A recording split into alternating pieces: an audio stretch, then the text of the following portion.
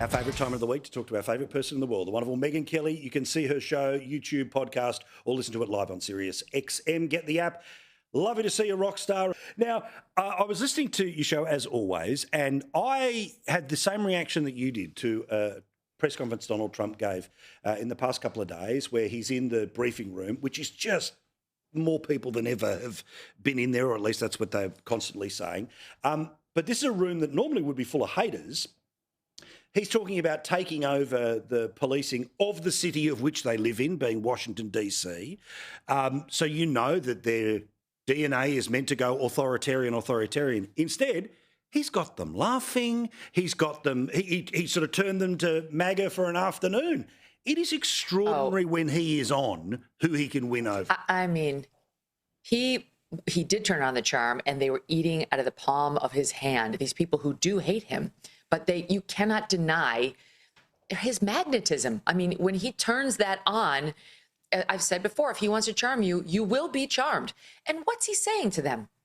He is saying, you don't have to live like this. You have been undermined by Democrat rule, and I am here to help you out. We've got 800 National Guardsmen who really aren't doing anything right now. So I am going to unleash them on this city so that your 20-year-old can go from a restaurant to a bar with his girlfriend without having to worry about getting the bleep kicked out of him. And instead of, like, most people would normally react by saying thank you, which is the proper reaction. Instead of doing that, the write-ups about it are authoritarian and all that. But in the room, their true feelings came out. They were happy. They were laughing with him. They were in good moods. Who wouldn't be thrilled to hear that another 1,000 or so law enforcement types are coming to town to get rid of the homeless problem, to clean up what Trump calls the slums, and to put an end to crime, in particular the juvenile crime, which has exploded in D.C., a city that has our fourth largest homicide rate in all of America.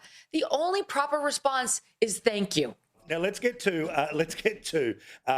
the Russia of it all, right? Again, part of that big press conference was, look, we've got a meeting coming up a little bit later, and I love that, and he's sort of mocked for this at times, but it's like, look, I'll know within 2 minutes whether something's going to happen or nothing's going to happen, and that's because he's been in a room where he's negotiated something his entire life. And I also love that he's open to say, look, I'll tell you exactly what happened. It's not going to be like one of these sort of Reagan summits of the 80s where the cameras are so far away and 2 days later somebody will, through a back channel, tell you. Like if he could, he'd live stream the chat. Yes, he totally would. And they were like, well, how will you know? Because it's what I do. It's what I do. I negotiate. I'm a deal maker, which is true. And I do think the one thing we have going for us, and, because there's not an American who would not like to see this Ukraine war end. The one thing we would like to see happen is some sort of a resolution, an actual resolution. And I think Trump understands that when he goes in there, he's going to hear either a difference in the messaging and the tone from Putin versus what he's been hearing, or he's not. And that would happen off the top. And Trump doesn't have a lot of time on his hands for the normal diplomatic glad-handing and banal talk that might precede actual, comments. Trump's going to get right down to business. I guarantee you. Make a couple of nice comments about Putin and Russia or something, Putin's suit. It could be anything, but I'm sure he'll compliment him in some way. And then he'll listen to see whether Putin sounds different than he's been sounding. And Trump finally has gotten to the point where he realizes Putin's been blowing smoke. And Trump, the last thing he wants is to be made a fool of. So I think he really will be listening in a sharper way this time for, is there a difference in tone, in messaging that I can trust? And then the odds are Trump will come out of it feeling like he's gotten something and trying to tell all of us we've gotten something. But if Putin makes the mistake of really giving him nothing and trying to play hardball, I have no doubt Trump will come out and tell us that. And he'll be angry, and he'll be pushing the secondary sanctions on India and possibly others who he wants to penalize for even doing business with Russia if this thing goes on. Well, as we saw, of course, in the famous Zelensky thing, right, where he was able to have the big blow up in the Oval Office, but then they slowly but surely were starting to chat again. So, again, he's not going to sit there and just let Putin do nothing for half an hour. If it's dead in 5 minutes, he walks out and says, meh, Like, that's the thing. In any negotiation, and I've got to say, I'm terrible at this, right? I'm terrible when it's you're talking to the people here or buying a car or anything like that, right? Which is, I don't have the balls to walk away. Like, one of my dearest friends loves, well, you could have sold it today, but sorry, that's it. I'm out of here. Bye. Like, that's I'm like, oh, well, he might have a commission and he's got a family, so I'll pay overs. So he's willing to walk out. And that's, again, when you're willing to walk away, you end up with a much more powerful hand.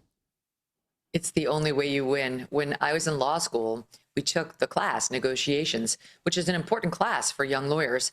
And the number one rule of so-called winning in a negotiation is you must be willing to walk away. So like half the exercise when you go into a negotiation, whether it's financial or job related or a title that you want, what have you, is you have to get yourself to a place where you really are willing to walk.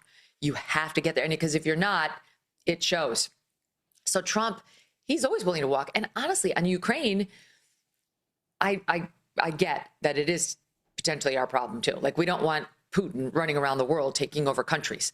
But at its core, it is much more Ukraine's problem than it is our problem. And it's much more Europe's problem than it is our problem. So Trump does sort of have the ability to be like, I'm really kind of losing my patience for this, which is exactly what Putin would love. But him to say, like, I'm done negotiating with you. You don't seem like a good faith actor. So I'm going to do these secondary sanctions and try to increase the pain on you. They're really going to hurt you. They're not going to hurt me. But if they work or they don't work, I don't care. So it's like the only one who has skin in this game is you, Mr. Putin. I think Trump's kind of getting there. And I think he genuinely is done with both of these characters.